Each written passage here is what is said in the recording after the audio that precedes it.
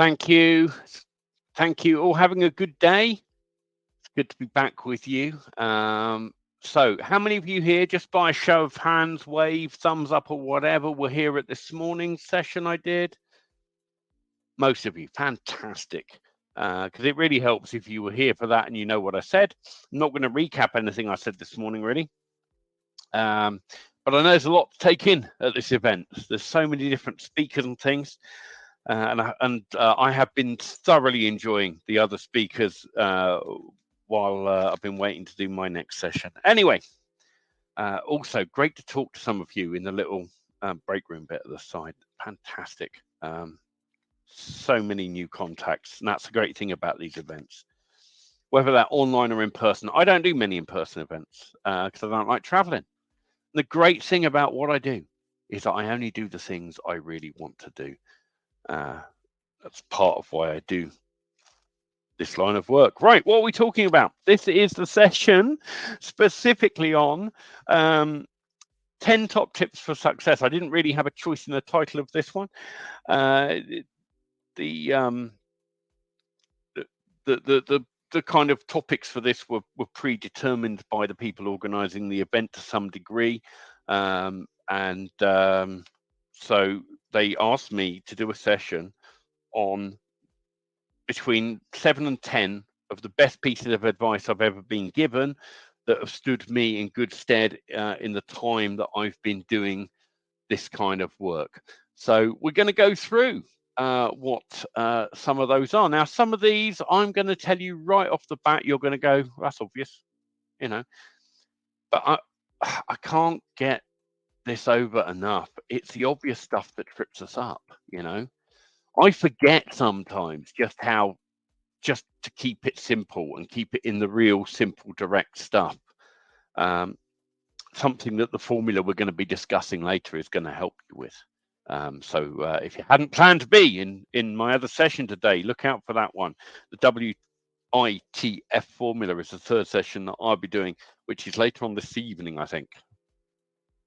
So anyway, and you've got lots of other great speakers between now and then. Okay, so let's go through what these top 10 things are. I've jotted them all down, and I'm just going to talk about each one for a few moments. And as I say, some of them sound obvious. The first one is attitude. You know, if you have got to learn, and you can learn to do this, to maintain a positive attitude in all aspects of your life. A good attitude will always lead to better opportunities and personal growth. And I see so many people walking around with the poor me kind of victim mentality. You know, I want to make money online, but I just can't get a launch to work. I can't get affiliates. I can't do this. There's just a list of all the stuff they can't do. Stop telling me what you can't do and tell me what you can do. Right? That's an attitude adjustment, a shift in attitude. It starts with getting incredibly honest with yourself. All right. And I think that's where the only way you're going to be able to action any of these 10 things I'm going to talk about today is, you know, if you get honest enough with yourself and go, well, actually, am I always in that right attitude? One of the things I learned was to have an attitude of gratitude. This came from, and I'll tell you where these various things came from. This one came from Joe Vitale. Highly recommend any of Dr. Joe's teachings. I love his spiritual teachings as well. I'm not here to talk about my spiritual beliefs or anything like that. And I don't care whether you have beliefs, you don't have beliefs, or whatever. You're cool with me. I don't enforce my beliefs on anybody. It's not how it runs. But I have learned an awful lot from listening to people like Dr. Joe. And he has a brilliant example. He says at one point he was in a crappy little bed sit. He had a table, he had a piece of paper, and he had a pencil and a bed in the corner, but pretty much nothing else. He was like rock bottom. And his mentors at the time had always told him to show an attitude of gratitude. And he's like, well, what have I got to be grateful for? You know, I've lost everything. I'm sat in this situation. I'm in this horrible position right now. And all I've got is this crappy bit of paper and a pencil. And then he started getting grateful for that, though. No, I've got a pencil. I've got a piece of paper. I can write a sales letter. I can write a product plan. And he started getting grateful for all the things, no matter how little they were, that he did have. And when you start having an attitude of gratitude about life, it really changes things.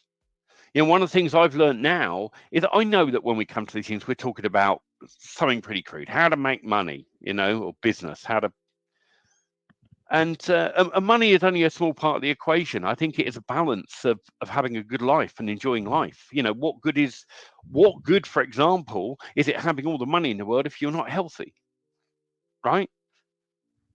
I would rather be unhealthy and poor. I would no. Let's get that one right. I would rather be healthy and not have money than have billions in the bank and be incredibly sick and not able to enjoy it or do anything with life, right? Because the moment you take that out of the equation, it's gone, right? So you see how our attitude towards things sometimes has to shift a little bit. It's not all about the money. It's not all about anything. My attitude of gratitude today goes like this, right? It doesn't matter how good things are, how, you know, and it's easy to be grateful when you've got stuff. And I do have stuff right now and I'm very grateful, but I've had times when I haven't had.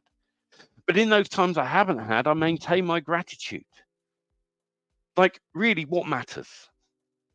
What matters in this world, right? When you look out there and you see all the poor, unfortunate people that we've got in the world that are struggling and suffering, and you might consider yourself to be a poor, unfortunate, but I tell you what, if you can afford to be at this event, you're not, right? You've got a computer, you've got Zoom. See what I'm saying? You know, you've got all this stuff. It's amazing that when you hear people giving me their tales of woe, and then I start asking them what they do with their time, and they sit around watching their plasma massive telly playing PlayStation. They wonder why they're not making any money. You're like, all that stuff in balance, right? But you got to have the right attitude towards it. So when you don't have that stuff, you know, what matters? And I'm grateful every day. Tonight, I have a bed to sleep in. Today, I live in a nice flat. It's not a luxurious, massive house, but I live on my own and I like living in a relatively small amount of space. The amount of space I have got is in abundance to what I need. I live in a flat way bigger than what I need. I've made the master bedroom, I'm turning into an office, for goodness sake. You know, so I get to do this stuff. But even if I didn't have that, if I was in a crappy bed sit, if I had, well, actually, I'll give you a real example. Life isn't always easy. And no matter how good we have it, and no matter how well we plan for things, and how sometimes things come along that kick us and really surprise us. The economy takes a dive. Things like that happen. About 2 years ago, I just over 2 years ago, I found myself in a position where my family life had fallen apart, mainly down to me. And but I'm not going into the whys and the wherefores. But just be aware, it happened, right? My family life fell apart. Everything was looking pretty shit. And I ended up homeless for a few weeks. I'd never been homeless before. I couch surfed. I'd never had to do that before. Pretty humbling experience. But do you know what? I maintained my gratitude. I had somewhere to sleep every night and it was warm. And I ate every day. There was food in my tummy, right? I maintained my gratitude for that. All my stuff had to go into storage for a while. And the only where I was staying, I could literally use an iPad and connect it to the internet, right?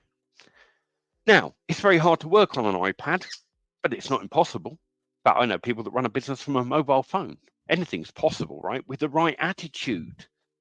So what I had to do in that case was I had to go, well, okay, I'm going to be grateful for what I have got. I've got an iPad. And yeah, I hate typing on it. It's horrible, but I've got something I can use. And from that iPad, I wrote a sales letter. And I put that sales letter out offering to do a live training with people over 6 weeks.